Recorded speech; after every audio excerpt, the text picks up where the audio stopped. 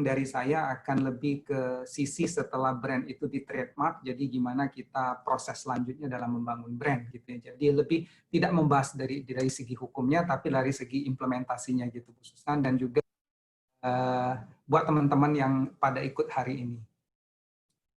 Oke, saya sharing, mohon izin sharing slide. Ya Pak, silakan. Iya. Sebentar ya Bu, sepertinya ini terlalu banyak file, jadi saya harus memilih dulu. Tidak apa-apa Pak Riki, silakan, please take your time. Oke.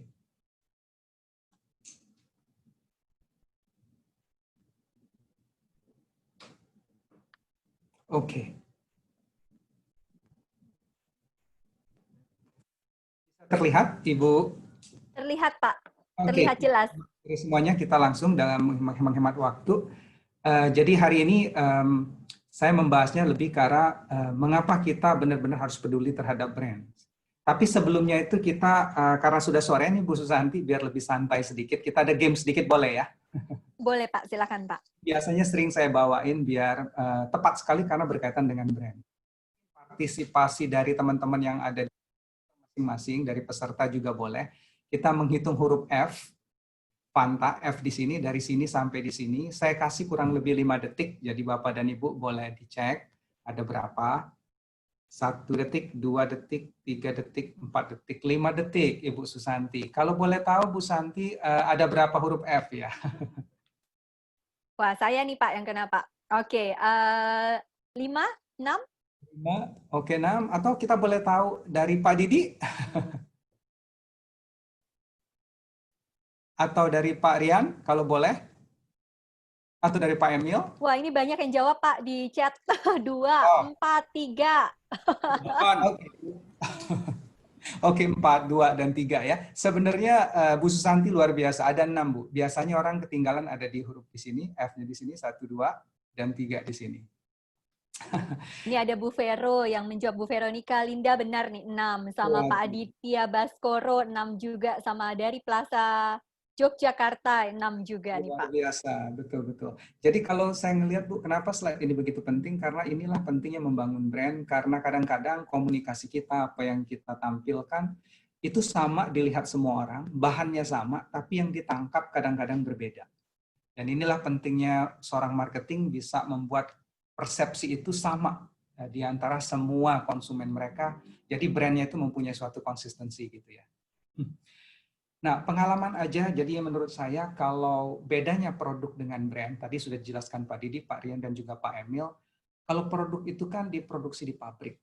Tapi kalau merek, itu bagusnya adalah dibuat di benaknya konsumen. Sangat penting. Pengalaman tadi Pak Emil juga mirip-mirip dengan yang di Mayora. Jadi kita melihat kadang-kadang untuk masuk ke suatu negara, brand kita yang tadinya di trademark di Indonesia, sudah di trademark orang lokal di negara yang lain. Jadi itu membuat kita susah untuk masuk ke negara tersebut, karena brand kita nggak bisa dipakai di sana.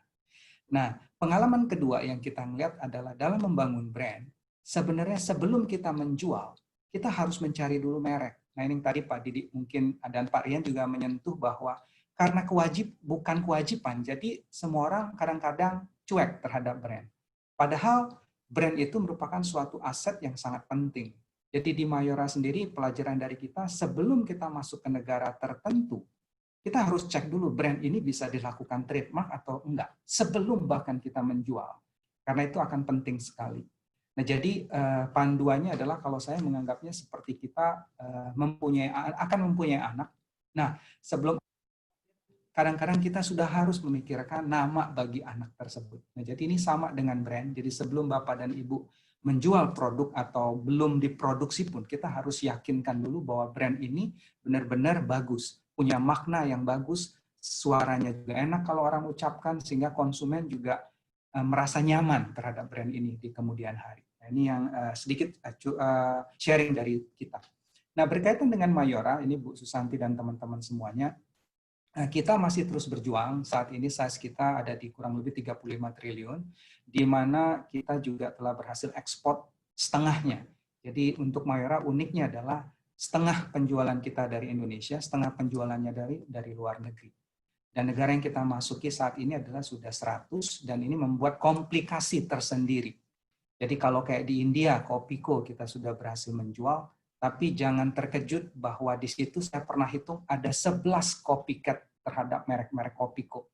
Yang mirip tapi sound-nya sama, atau yang mirip desainnya hampir mirip sama sekali, tapi logonya diganti sedikit. Nah ini yang membuat kita jadi sedikit struggling dalam hal branding. Jadi benar-benar penting banget untuk menjaga brand, terutama tidak hanya untuk Indonesia, tapi juga di luar negeri.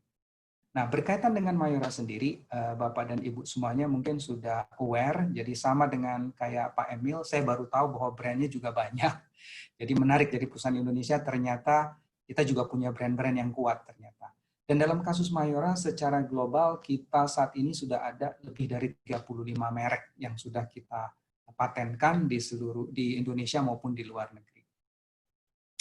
Nah, berkaitan dengan topik COVID, karena bagi saya hari ini sangat penting banget, yang penderita COVID sudah secara global itu ada di 7 juta, 400.000 orang sudah meninggal, dan negara yang terinfeksi 213.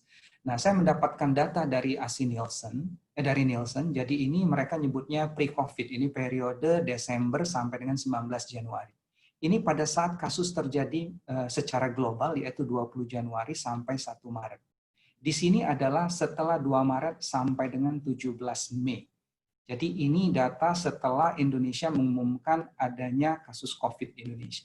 Ternyata dibandingkan penjualan tahun lalu, di modern penjualan yang tercatat di Nielsen masih menunjukkan hal yang cukup tidak begitu sedih, ya, masih positif untuk kategori FMCG. Nah, secara detail kalau kita melihat kategori-kategori yang naik itu hampir semuanya, dry food, indulgent, cooking, breakfast, personal care, home care, yang terutama produk yang berkaitan dengan naik signifikan, terutama cooking, breakfast, sama farmasi. Tapi kalau kita melihat beverage mulai mengalami masa penurunan. Kenapa? Karena dari adanya PSBB, adanya lockdown, ini menyebabkan berkurangnya aktivitas di luar rumah. Kalau kita lebih detail, masuk ke kategori yang lebih detail, ternyata untuk beverage juga kita melihat mineral water sama sedikit ice cream mengalami sedikit penurunan. Nah, di sini beberapa kategori yang lain terlihat masih kurang. Jadi despite terjadinya ada lockdown atau PSBB, bagusnya beberapa industri FMCG tidak sepenuhnya juga turun drastis. Dan kedua yang kita lihat berdasarkan beberapa data yang kita lihat dari Kantar, ternyata panic buying itu di Indonesia tidak sebesar terjadi di negara-negara lain. Nah, ini mungkin orang Indonesia selalu positif. Badai pasti berlalu. Jadi kita harapkan suasana positif ini akan membantu negara kita agar recovery nanti lebih cepat. Gimana dengan iklan? Ini yang menariknya. Dari media spending kita di Januari sampai dengan Maret, ternyata industri atau media dalam beriklan itu tumbuh luar biasa, double digit. Tumbuhnya sampai dengan level 17%. Kategorinya tetap aktif. Nah, pertanyaan berikutnya adalah, dalam kondisi seperti ini, apakah kita harus maintain, harus stop, atau kita jangan berinvestasi? Nah, dari berbagai riset, lembaga riset yang cukup terkenal, itu menyatakan bahwa sebenarnya konsumen nggak masalah.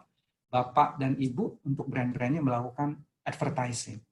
Dan data menunjukkan, pada saat krisis, dan bagi brand-brand yang cukup besar, tetap masih pada saat recovery nanti itu akan membantu brandnya untuk kembali ke posisi yang lebih baik lagi.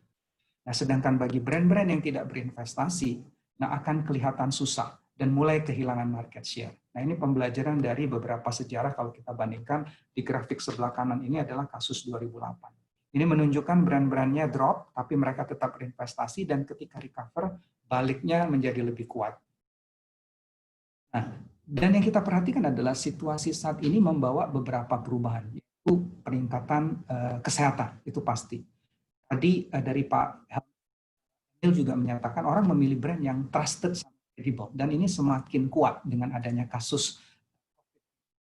Tiga, banyak banget konsum yang tadinya out of home menjadi in home.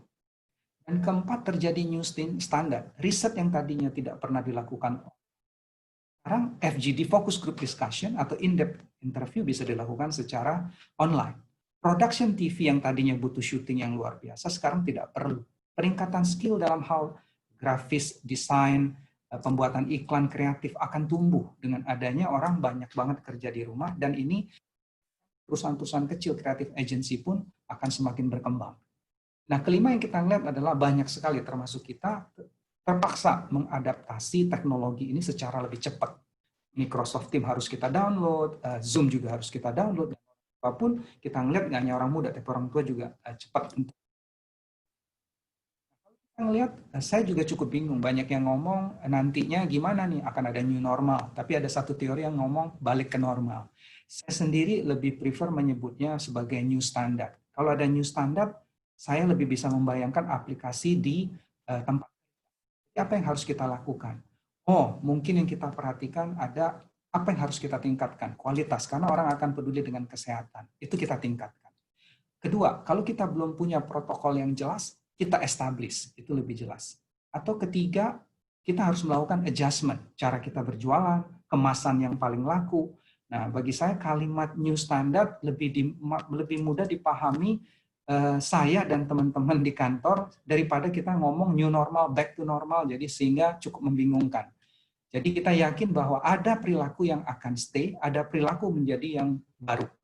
Tapi jangan bingung karena hanya cukup dilakukan 3 hal tadi. Apa yang harus diperkuat, apa yang harus dibuat jika belum ada, dan apa yang harus kita adaptasi. Nah, itu membantu kita menavigate apa yang terjadi di kemudian hari. Nah, dari segi brand sendiri kita melihat bahwa brand itu dalam kondisi seperti ini harus agile atau kreatif. Jadi contohnya bahwa kalau beriklan yang tadinya menunjukkan anak, itu menjadi tidak relevan lagi. Sehingga iklannya harus dilakukan adjustment.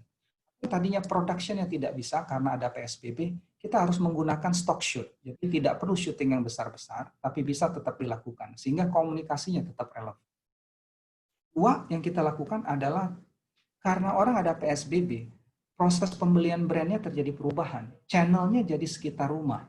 Nah, di sini kita melihat bahwa gimana brand itu harus tetap punya energi positif.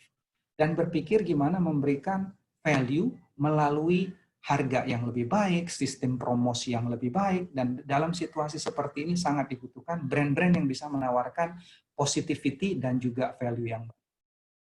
Saya pengen kasih ngeliat iklan kita, salah satunya iklan Energen yang kita adjust. Kita memahami bahwa peranan ibu itu untuk di rumah itu sangat luar biasa.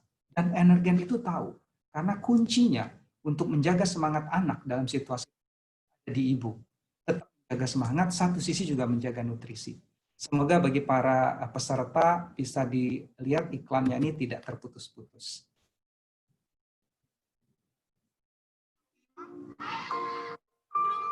Sebagai ibu, aku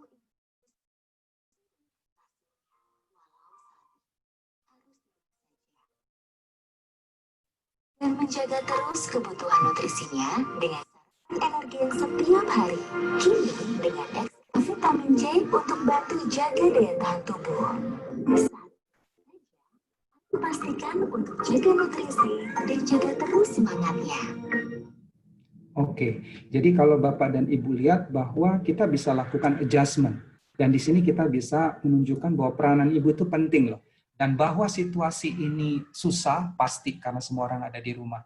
Tapi gimana kita memberikan energi positif bahwa di rumah harus tetap semangat.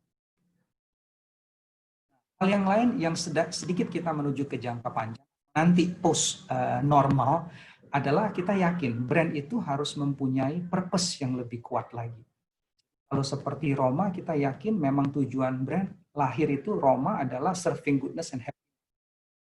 Harus menjadikan landasan bagi brand agar kedepannya itu semakin kuat karena kita mempunyai tujuan. Nah, itu yang sangat penting sekali para bapak dan ibu yang mempunyai brand, kita harus mempunyai brand purpose. Jadi brand ini lahir seperti anak itu lahir, itu nantinya akan diproyeksikan seperti apa yang menjadi guiding principle kita dalam membangun brand. Kedua, dalam adanya kasus ini kita melihat terjadi ada perubahan behavior.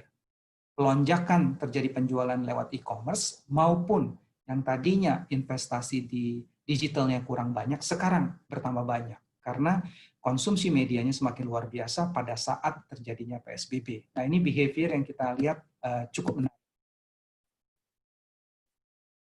Nah, Kaitan dengan e-commerce dan digital dalam kaitannya dengan brand, kita melihat bahwa penjualan e-commerce melalui penjualan retail lewat e-commerce itu akan luar biasa.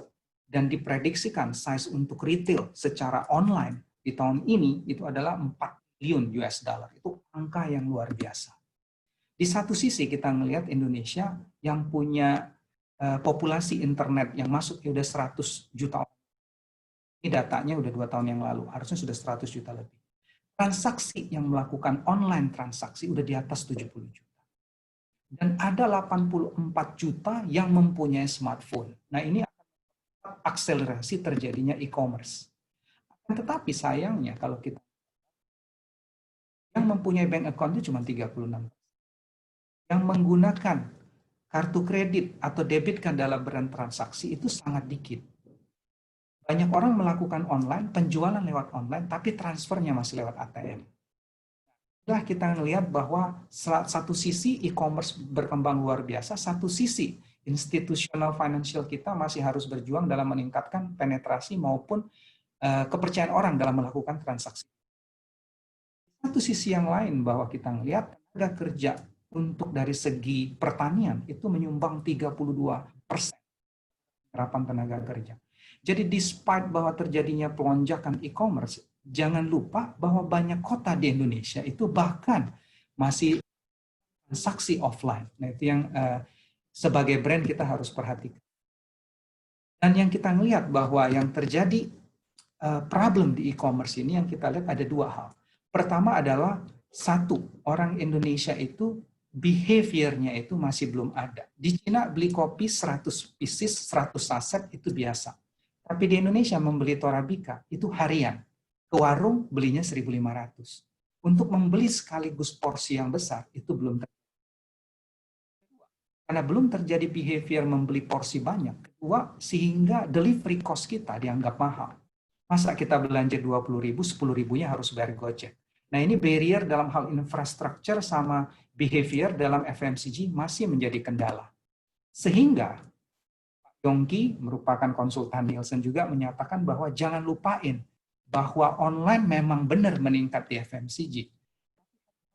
General trade itu kontribusinya masih besar di Indonesia, terutama produk-produk yang berkaitan dengan hal lain. Di Cina pun dengan terjadinya COVID, terjadi pelonjakan e-commerce. Dan itu pun hanya 14% dari total penjualan retail FMCG di online, hanya 14%. Sedangkan di Indonesia itu masih di bawah 1%.